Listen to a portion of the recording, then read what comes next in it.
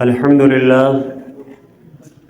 لله وحده والصلاة والسلام على من لا نبي بعده أما بعد فأعوذ بالله من الشيطان الرجيم بسم الله الرحمن الرحيم إنا نحن نزلنا الذكر وإنا له لحافظون سبحان ربك رب العزة عما يصفون وسلام على المرسلين والحمد لله رب العالمين مولاي صل وسلم دائما أبدا على حبيبك خير الخلق كلهم هو الحبيب الذي ترجى شفاعته في كل هول من الأهوال مقتهم اللهم صل على سيدنا محمد وعلى آل سيدنا ومولانا محمد صلاة تنجينا بها من جميع الأهوال والآفات وتقضي لنا بها جميع الحاجات وتطهرنا بها من جميع السيئات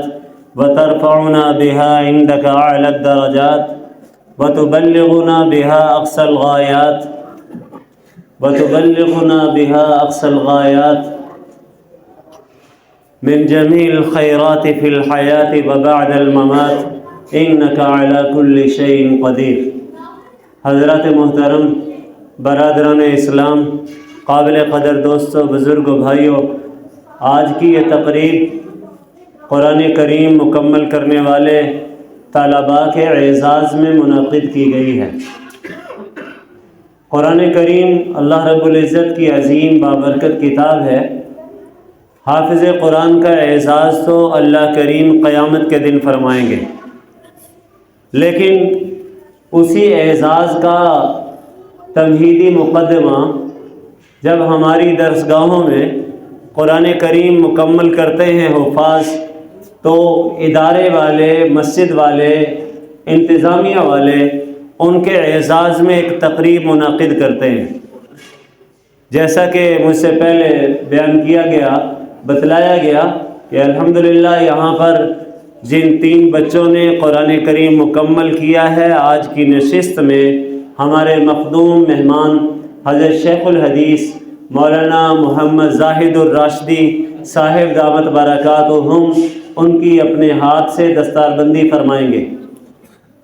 ظاہر والدین بھی موجود ہوں گے اور مسجد کے یہاں کے نمازی بھی موجود ہیں، اور ان کے سامنے ان کو یہ اعزاز بخشا جا رہا ہے کہ ان کے سروں پر ایک دستار سجائی جائے گی، اور وہ دستار اس بات کی علامت اور پہچان ہوگی کہ انہوں نے قرآن کریم کی تعلیم کا ابتدائی مرحلہ یعنی نقوش قرآن اور الفاظ قرآن کو اپنے سینے میں محفوظ کرنے کا مرحلہ مکمل کر لیا ہے۔ اسی اعزاز میں ان طلباء کو آج کی اس نشست میں دستار پہنائی جائے گی، پگڑی ان کے سر پہ باندھی جائے گی۔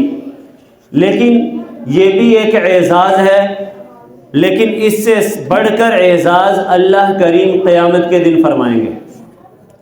فرمایا کہ قیامت کے دن حافظ قرآن اللہ کی بارگاہ میں پیش ہوگا تو اس کو کہا جائے گا کہ اللہ کی طرف سے حکم فرمایا جائے گا، اقرأ وارتقی ورتل کما کنت ترتل فی الدنیا فإن منزلک عند آخر آیت تقرأها۔ اے حافظ قرآن، قرآن کی ایک ایک آیت پڑھتا جا اور جنت کے درجوں میں چڑھتا جا۔ جی، قرآن کی ایک ایک آیت پڑھتا جا اور جنت کے درجوں میں چڑھتا جا، فَإِنَّ مَنزِلَكَ عِنْدَ آخِرِ آیَةٍ تَقْرَؤُهَا، تیرا مقام اور مرتبہ اس جگہ پر ہوگا جہاں پر تو قرآن کی آخری آیت تلاوت کرے گا۔ جی، چنانچہ حافظ قرآن قرآن کریم کی ایک آیت پڑھے گا، الحمدللہ رب العالمین، اس کا جنت میں ایک درجہ بلند ہو جائے گا۔ پھر وہ پڑھے گا الرحمن الرحیم، اس کا جنت میں دوسرا درجہ بلند ہو جائے گا۔ وہ آگے پڑھے گا مالکی یوم الدین، اس کا جنت میں تیسرا درجہ بلند ہو جائے گا۔ اور قرآن کریم کی 6000 سے زیادہ آیتیں ہیں، 6666 ایک جمہور کے محققین کے قول کے مطابق۔ اتنے درجے جنت میں اس کے بلند ہوں گے۔ آپ کا کیا خیال ہے کہ جنت کا ایک درجہ اتنا ہی بڑا ہوگا جتنی ہماری سیڑھی کا درجہ اور سٹیپ ہوتا ہے کہ جناب ایک پاؤں اٹھاتے ہیں 8 یا 10 انچ کے بعد اگلا درجہ آ جاتا ہے جی؟ بلکہ اب تو جی آرکیٹیکٹس حضرات جو درجہ وہ نقشہ بناتے ہیں اس میں کہتے ہیں 6 انچ سے زیادہ اونچا درجہ نہیں ہونا چاہیے، سٹیپ نہیں ہونا چاہیے جی۔ اور ہم نے یہ سمجھ لیا کہ شاید جنت کا درجہ بھی اتنا بڑا ہوگا۔ عرض کیا گیا ما درجۃ الواحدۃ من الجنہ، جنت کا ایک درجہ کتنا بڑا ہے؟ فرمایا گیا درجۃ واحدۃ من الجنۃ کما بین السماء والارض، جنت کا ایک درجہ اتنا بڑا ہے جتنا زمین سے لے کر آسمان کا فاصلہ ہے۔ اندازہ کیجئے حافظ قرآن کا اللہ اعزاز فرمائیں گے جی، اس دن حافظ قرآن کی بلندیاں اور پروازیں دیکھنے والی ہوں گی، اور اللہ فرمائیں گے حافظ قرآن پڑھتا جا، قرآن پڑھتا جا، جنت کے درجوں میں چڑھتا جا، جہاں قرآن کی آخری آیت ہوگی وہاں پر تیرا مقام اور مرتبہ ہوگا جی۔ اور کہا جائے گا ورتل کما کنت ترتل فی الدنیا، تو ایسے ہی ٹھہر ٹھہر کر صاف صاف پڑھ جس طرح دنیا میں تو ٹھہر ٹھہر کر پڑھتا تھا جی۔ تو اب حافظ قرآن جو آیات قرآنیہ کو پڑھے گا اس کے درجات بلند ہوں گے۔ پھر یہی نہیں، قرآن کریم نے حافظ قرآن کے متعلقین کے حوالے سے بھی عجیب خوشخبری سنائی ہے۔ پیارے نبی صلی اللہ علیہ وسلم جن کے ارشادات گرامی میں ذرہ برابر کوئی شک اور شبہ نہیں ہو سکتا، ہمارا عقیدہ ہے کہ سورج مشرق کی بجائے مغرب سے نکل سکتا ہے، لیکن میرے نبی کی بات غلط۔ سورج جناب وہ چاند کی جتنی منزلیں ہیں، چاند طلوع کدھر سے ہوتا ہے؟ مغرب سے۔ چاند مغرب کی بجائے طلوع کے حوالے سے اپنی پہلی تاریخ میں مشرق سے طلوع ہو سکتا ہے، لیکن میرے نبی کی بات غلط۔ میرے نبی جو فرما گئے وہ سچ ہے، حق ہے جی، اس میں ذرہ برابر کسی حوالے سے کوئی شک اور شبہ کی گنجائش نہیں۔ تو میرے نبی نے فرمایا من قرأ القرآن وعمل بما فیہ، جس نے قرآن پڑھا اور اس پر عمل کیا، ادخلہ اللہ الجنہ، تو اللہ پاک سب سے پہلے اس کو جنت میں داخل فرمائیں گے، اس کو انعام دیا جائے گا۔ آج میرے مہمان خانے میں ٹھہر جی، میری طرف سے تیری مہمانی ہوگی اور میری جنت کی مہمانی کے ذریعے تیرا اکرام ہوگا جی۔ اور فرمایا ادخلہ اللہ الجنہ، اور صرف یہ نہیں کہ خود جنت میں داخل ہو جا، ذرا دیکھ تو صحیح تجھے حافظ قرآن بننے میں کون کون سپورٹ کرتے تھے، تجھے قرآن کریم کا حافظ بنانے میں کن کن لوگوں کی معاونت تھی۔ وہ ماں جو صبح سویرے اٹھ کے تیرے لیے ناشتہ بنایا کرتی تھی، وہ باپ جو تیرے لیے اپنا دن نہ دن دیکھتا تھا، نہ رات، نہ سایہ نہ دھوپ، وہ چل سو چل تیرے لیے محنت کر کے اسباب کماتا تھا، لے کے آتا تھا، اس باپ نے معاونت کی۔ تیرے عزیز قریب تجھے حوصلہ بڑھاتے تھے، بیٹا حافظ قرآن بننے والوں کو اللہ پاک بڑے اعزاز سے نوازیں گے، حتیٰ کہ تیری تعلیم میں معاونت کرنے والے، جو تیرا حوصلہ بڑھانے والے، تجھ پہ خرچہ کرنے والے، آج ان میں سے ایسے 10 لوگ جو اپنے عمل کی وجہ سے جہنم کے مستحق ہوں گے، فرمایا ان کے بارے میں تو اللہ کی بارگاہ میں سفارش کرتا جا، میں ان کو جہنم سے نکال کر جنت میں داخل کرتا جاؤں جی۔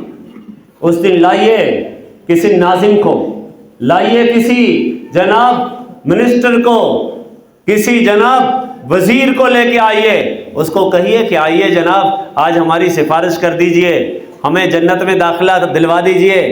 ان کے سارے معاملے یہاں رہ جاتے ہیں۔ یہ جناب آپ کو زیادہ سے زیادہ کہاں جی پارلیمنٹ ہاؤس کے جناب وزٹ ہال میں لے کے چلے جائیں گے، وہاں کی سیر کروا دیں گے، لیکن اللہ کی مہمانی کے اندر، مہمانی میں جناب جگہ دلوانے والا اگر قیامت کے دن کوئی ہوگا تو وہ حافظ قرآن ہوگا یا حامل قرآن ہوگا۔ فرمایا ان لوگوں کے بارے میں تو سفارش کرتا جا، میں ان کو جنت میں داخل کرتا چلا جاؤں گا۔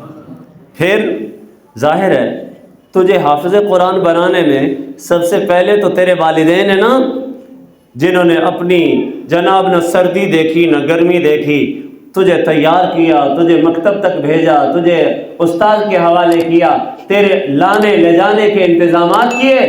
فرمایا قیامت کا دن ہوگا، اللہ کریم فرمائیں گے البس والداہ تاج یوم القیامہ ضوءہ احسن من ضوء الشمس فما ظنکم لو کانت فی بیوتکم الدنیا۔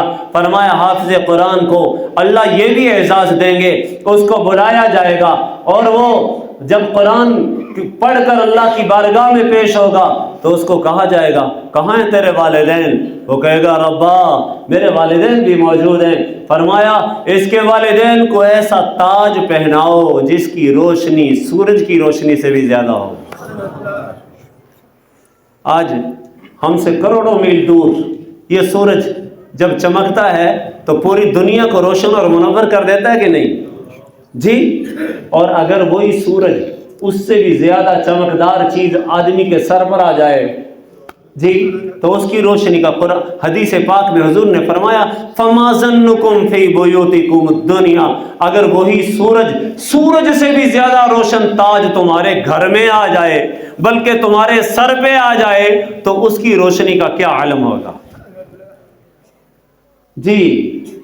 میرے محترم دوستو، قرآن کریم اللہ کی ایسی کتاب ہے جس کتاب کے ساتھ دوستی لگانے والے، جس کتاب کو پڑھنے والے دنیا میں بھی نوازے گئے، آخرت میں بھی نوازے گئے، دنیا میں بھی یہ اعزاز ہو رہا ہے۔ آج جناب جب نماز پڑھانے کی باری آتی ہے تو کسی منسٹر کو آگے کیا جاتا ہے، آپ محلے کے ناظم صاحب کو بلا کے لاتے ہیں، جناب آج یہاں پر ہمارے پیش رو آپ بن جائیے۔ کسی ایم پی اے کو ایم ایل اے کو آگے کیا جاتا ہے، جناب PM CM governor, کسی کو آگے بڑھنے کی ہمت نہیں ہوتی۔ جب نماز پڑھانے کا موقع آتا ہے تو حافظ قرآن کو اللہ یہ شرف عطا کرتے وہی مصلی رسول کا وارث بنتا ہے جی، رسول اللہ کے مصلی کا وارث، رسول اللہ کے محراب کا وارث کون؟ حافظ قرآن یہ وارث ہے، یہ رسول اللہ صلی اللہ علیہ وسلم کا وارث ہے جی۔ اور پھر اللہ کریم اس کو اور کیا کیا اعزاز دیں گے، یقین جانو۔ فرمایا اب یہ بچے حفظ کر رہے ہیں نا، انہوں نے کیا حفظ، ایک بچہ جب قرآن مکمل کرتا ہے، ایک بچہ، امام مجاہد ایک عظیم جلیل القدر تابعی ہیں، وہ فرمایا کرتے تھے ان الرحمت منزل عند ختم القرآن، جب قرآن مکمل ہوتا ہے تو رب تعالیٰ کی رحمت موسلا دھار بارش کی طرح برستی ہے۔ کس طرح برستی ہے؟ موسلا دھار بارش کی طرح برستی ہے۔ اور یہ حافظ قرآن جن کی آج دستار بندی ہوگی، یہ ایک بچہ جو قرآن اپنا مکمل کیا ہے، آپ کا کیا خیال ہے اس نے ایک قرآن پڑھا ہے جی؟ ایک مرتبہ قرآن مکمل کیا ہے۔ یہاں اگر شعبہ حفظ سے وابستہ حضرات ہوں، حفاظ اگر ہوں تو یہ جانتے ہیں ایک حافظ قرآن کا ایک سبق یاد کرنے کے لیے کتنی مرتبہ اس سبق کو پھیرتا ہے۔ ایک صفحہ اس نے یاد کرنا ہے نا، وہ جناب پہلے اس نے مطالعہ لیا ہے، ظہر کے بعد بھی اس نے 50 مرتبہ 60 مرتبہ ان آیتوں کو دہرایا ہے جی۔ مغرب کے بعد یاد کرنے کا وقت آیا ہے، وہ اسی صفحے کو جناب اور 60 مرتبہ 100 مرتبہ دہرا رہا ہے۔ پھر حتیٰ کہ جناب صبح کا وقت ہے، تہجد کا وقت ہے، اس وقت اساتذہ 4 بجے 4:30 بجے جگا رہے ہیں اور یہ حافظ قرآن اس وقت بھی اسی صفحے کو بار بار پھیر رہا ہے۔ ایک سبق کو یاد کرنے کے لیے ایک صفحے کو سینکڑوں بار دہرایا جاتا ہے۔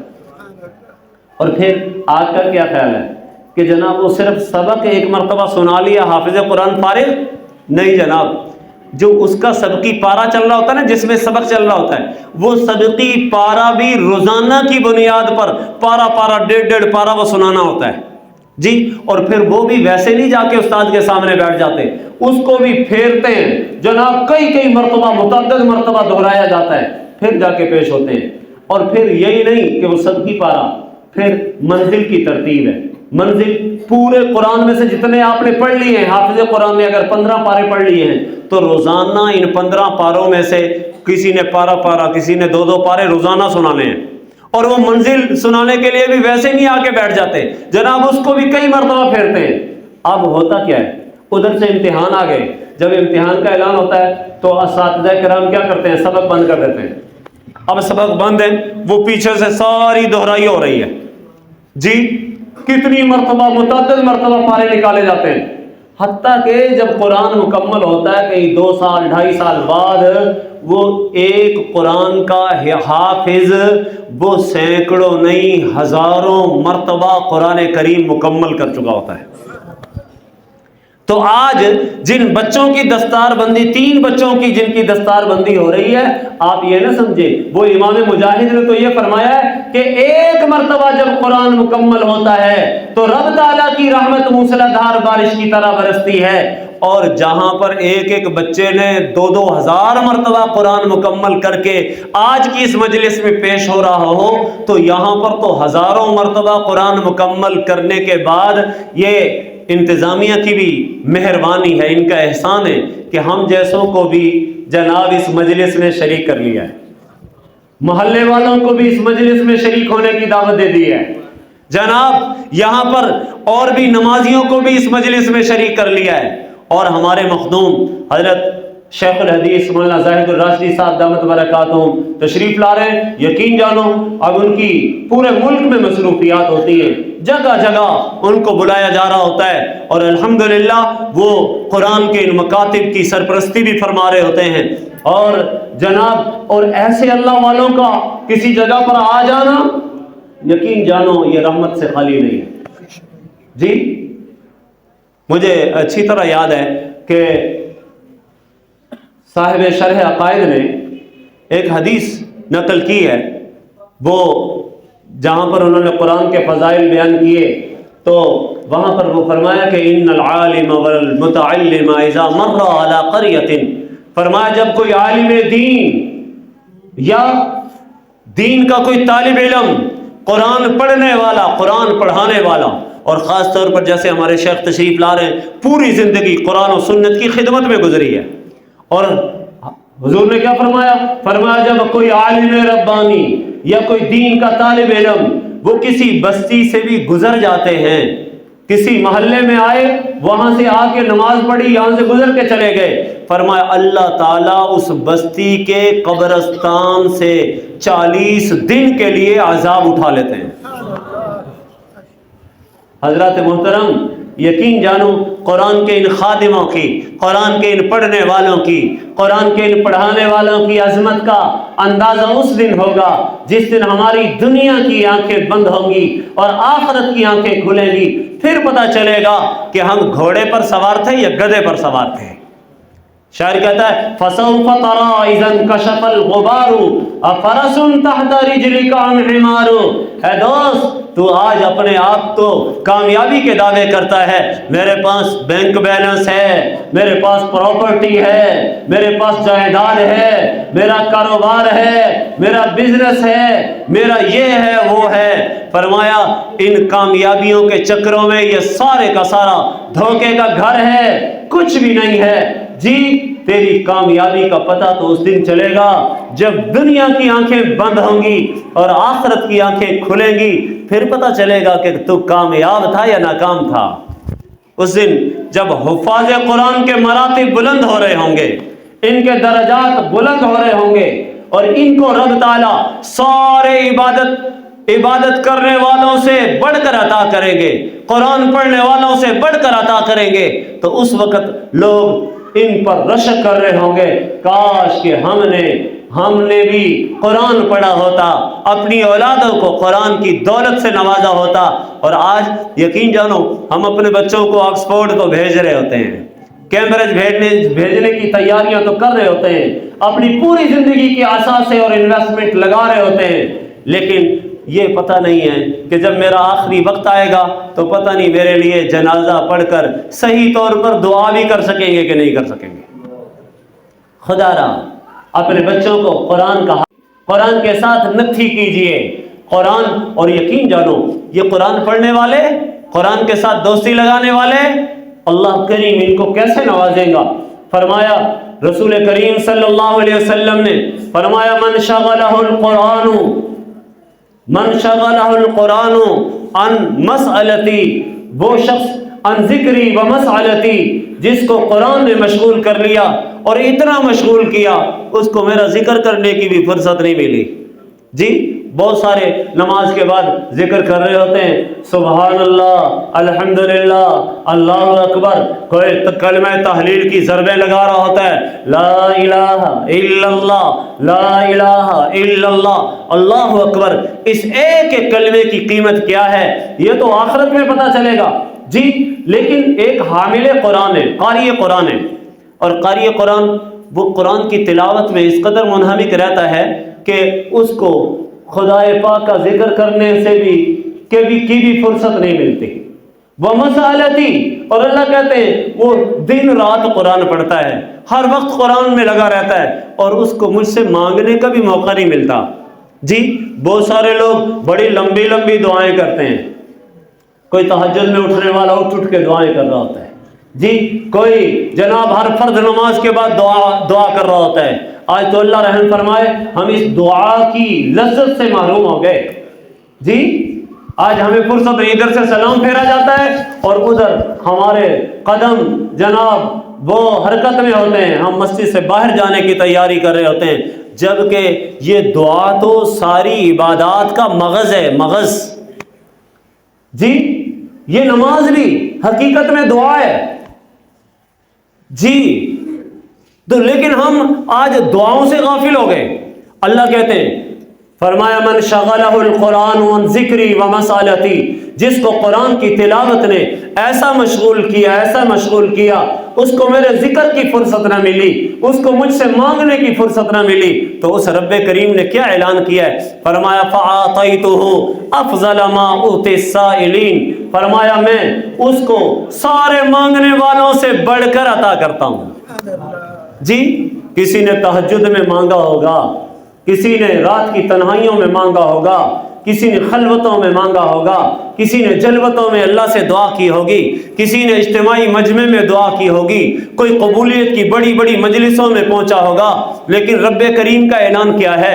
فرمایا فَآتَيْتُهُ أَفْضَلَ مَا أُوتِي السَّائِلِينَ، فرمایا سب دنیا کے مانگنے والوں سے بڑھ کر میں قاری قرآن کو عطا کرتا ہوں۔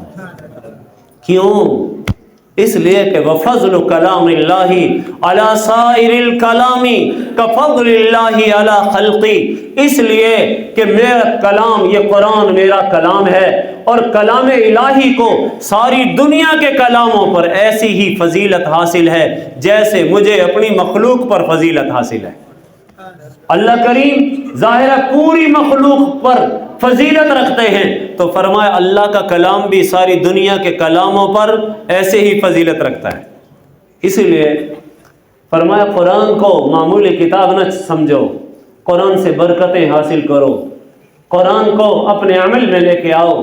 قرآن نے جن حلال کو حلال قرار دیا اس کو اختیار کرو، قرآن نے جس حرام سے بچنے کی تلقین کی اس کو حرام جانو، اور یقین جانو جس نے قرآن پڑھا اور اس کے حلال کو حلال جانا، اس کے حرام کو حرام جانا، اللہ کریم اس کو بھی جنت کا داخلہ آسان کر دیں گے۔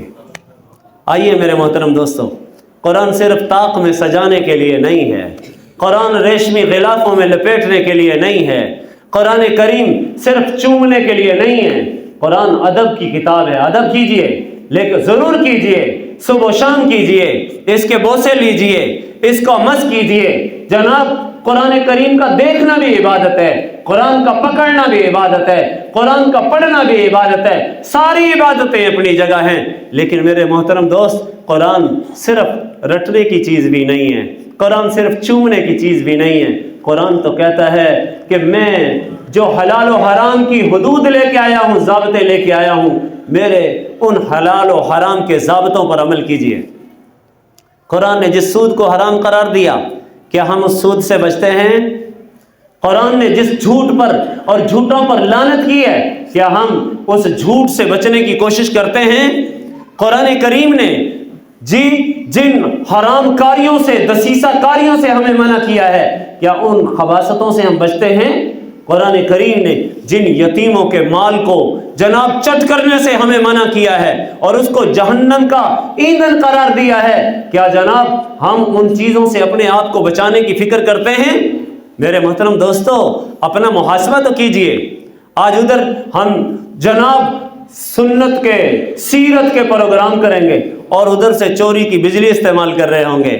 آئیے میرے محترم دوستو، قرآن کریم وہ عمل کی کتاب ہے، قرآن کریم سینوں میں بسانے کے لائق کتاب ہے، قرآن کریم عملی زندگی میں لانے کی قابل کتاب ہے۔ اس قرآن کو خود بھی پڑھیے، اس قرآن کو اپنی اولادوں کو بھی پڑھائیے، قرآن پر خود بھی عمل کیجئے، قرآن پر اپنی اولادوں کو بھی عمل کی دعوت دیجئے، اور یقین جانو یہی قرآن ہمارے لیے اعزاز ہوگا، یہی قرآن ہمارے لیے آخرت میں کامیابی کا زینہ بن رہا ہوگا۔ آج جن بچوں کی دستار بندی ہو رہی ہے جناب، میں ان بچوں کو بھی تہ دل سے مبارکباد پیش کرتا ہوں، ان کے والدین کو بھی مبارکباد پیش کرتا ہوں، وہ سارے کے سارے قابل تبریک ہیں۔ اور لیکن اس کے ساتھ ساتھ ہم حاضرین کو یہاں پر جو انتظامیہ نے دعوت دی کہ جناب قرآن کی اس مجلس میں آئیے، حافظ قرآن کے اس اعزاز میں شریک ہوئیے، اور اس کا مقصد کیا ہے کہ ایسی مجلس میں آ کر ہم بھی تو اس بات کا عزم کریں، ہم بھی اپنے بچوں کو قرآن کا حافظ بنائیں گے انشاءاللہ۔